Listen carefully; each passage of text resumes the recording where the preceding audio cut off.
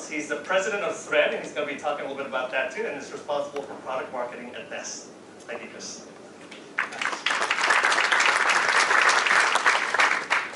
Hello, I'm Chris Boross. I'm in the product marketing team at Nest Labs, and I'm also president of the Thread group. So at Nest, we're building a more thoughtful home, and as Godfrey mentioned, it's we're in this basically a growing industry with lots of different types of connected products, and we want those products to be able to talk to each other and communicate, learn about the home, learn about the people in the home, the homeowners, the occupants, and do things for them on their behalf. Not necessarily about home automation, but about products that learn, understand, and react to things in the home, people's comings and goings, to make them more comfortable, save them energy, save them money, make them safer. And so today, Nest has got 3 products: the Nest Learning Thermostat, the Nest Protect Smoke and Carbon Monoxide Alarm, and the DropCam HD Wi-Fi video camera.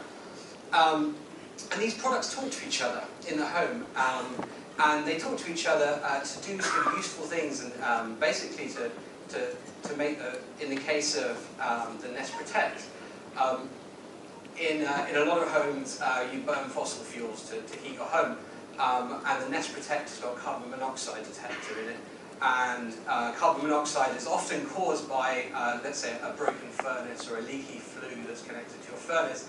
And if you have a Nest Learning Thermostat and a Nest Protect in your home, they talk to each other all of the time.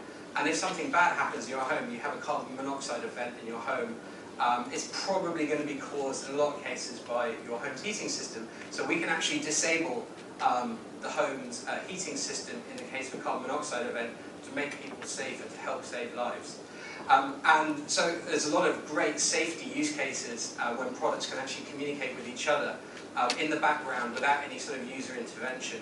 And in the case of DropCam, we can do things like turn on and off alerts based on occupancy when you come home. You don't necessarily want to start receiving alerts about motion on cameras because it's probably you. So Nest, over time, can learn about whether you're coming and going, or whether you're at home, whether you're away, and actually sort of adjusting the way the products behave on your behalf, all with sort of opt-in and learning capabilities from our products and the sensors in the products. And it's not just about Nest products talking to other Nest products. We have a Works with Nest development program now where we can actually integrate our products and third-party products and services to create new user experiences and new use cases for sort of integrated home experiences, making us a more thoughtful home, not just with our own products, but with other people's products and services as well. And, you know, when we started looking at this space years ago, we were looking for different ways of connecting products in the home. And you know, there's lots of different networking technologies out there, and we looked at lots and lots of them. And we basically found that existing wireless mesh networking protocols didn't really meet all of the requirements we had for sort of the next era of connected products.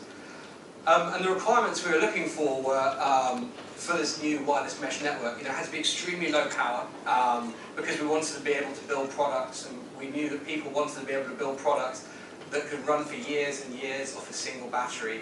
And often these products in your home, they're not in easily accessible places. You know, they're on your ceiling, they're attached to infrastructure in your home. Sometimes they're inside your home, sometimes they're outside your home. They're not easy to get to. It's not like you can just sort of walk up and change the batteries every couple of months. You want to build products that can run from a single AA battery for many, many years, and really convenient, and you know, therefore you're not wasting all this battery power.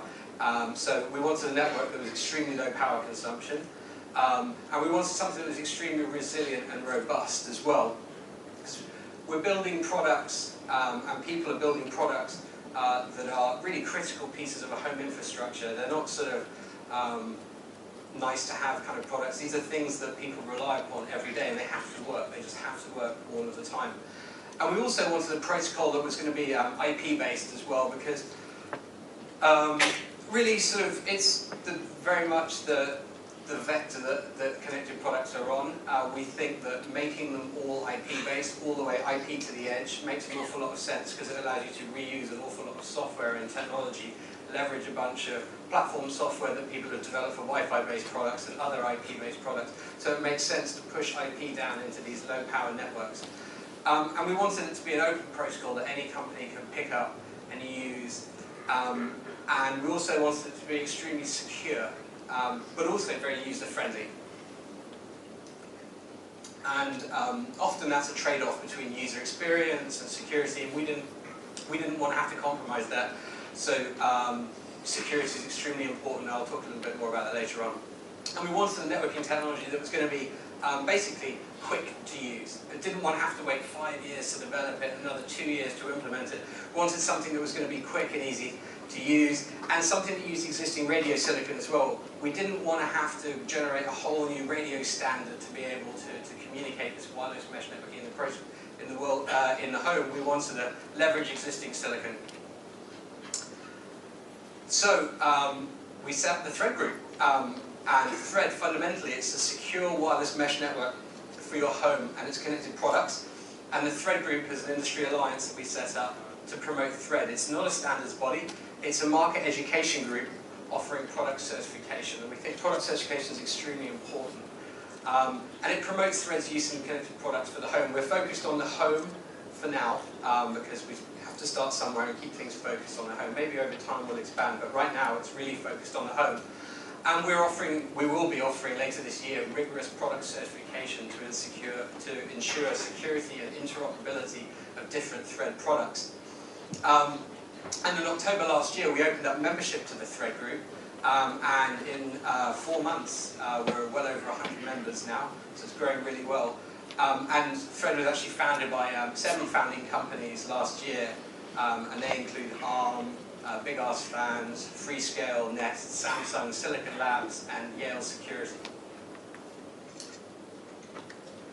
So this is a little bit of a view about the way we see the connected home shaping. So Thread is not going to be the only wireless network in your home. It may be the only mesh network in your home, but it's not the only wireless network in your home. And it's not designed as a replacement for Wi-Fi or Bluetooth. We actually see it working alongside other networks in your home. So Thread is an IP-based network. It carries IPv6-based traffic. Wi-Fi also carries IPv6, and future versions of Bluetooth do as well.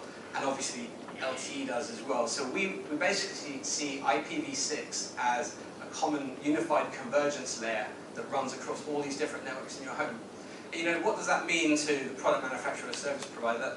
I guess the way we view things is that means that you can have a product on a Thread network be able to seamlessly communicate with a product on a Wi-Fi network, on a home's Wi-Fi network, be able to easily and simply bridge between those two networks. Same goes for Bluetooth. And as well, and when we can add 3G and 4G network connectivity to products in the home, they can also seamlessly communicate across all those different networks using standard IP-based communication and routing protocols. And Thread is just going to be one of the other networks, a very important network in your home, to be able to bridge and bring IPv6 communication to devices that can't necessarily use Wi-Fi and need mesh networking capability to be more reliable and robust in the home. And then over Thread, because Thread's a networking protocol, and over Thread we expect people to run different application protocols as well. And there's all sorts of different application protocols over there today that can run over IP-based networking, and you can leverage a lot of the protocols from the big internet and bring them into the connected home space there. So Thread's been designed for all sorts of different products in your home. So things like appliances and access control, climate control, energy management, lighting, safety and security. And we see all of those products sitting together on a mesh network in your home. Each of the devices that are powered being able to help expand your coverage in your home to get better radio coverage, because the way the mesh networking works, the more nodes you have, the better your coverage gets and the better your reliability gets, because you have no single point of failure on a Thread network. You have multi-path routing between all the different devices.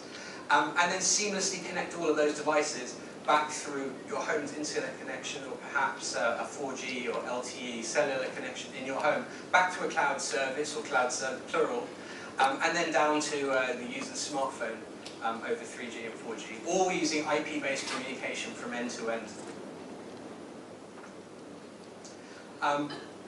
And actually today Nest is using a version of Thread in its products today, and it's performing extremely well. We've been using it for quite some time on several of our products, and it's working extremely well. That's it, thank you very much.